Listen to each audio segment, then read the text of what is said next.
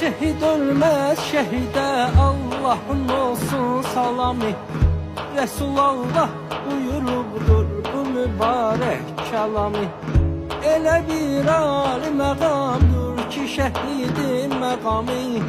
Onu hak müşteliyib cənnət-i rizvanı ilə.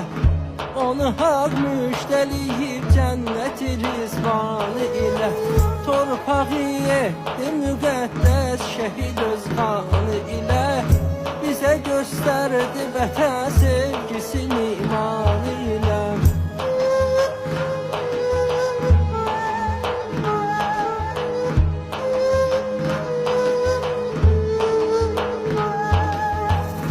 Şehidin ailəsi səbr ilə çəksə əzabı.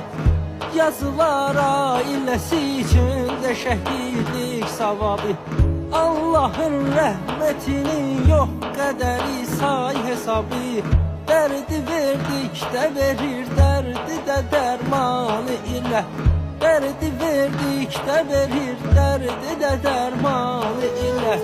Torpağı etdi müqəddəs şehid öz qanı ilə. Bizə göstərdi vətən sevgisini imanı ilə.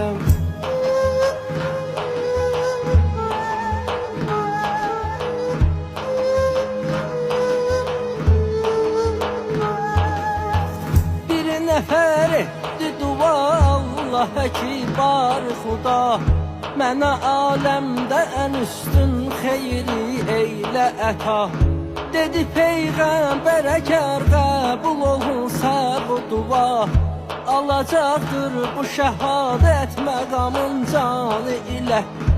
Alacaqdır bu şəhadət məqamın canı ilə.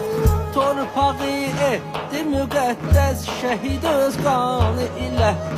Bizə göstərdi vətən sevgisini.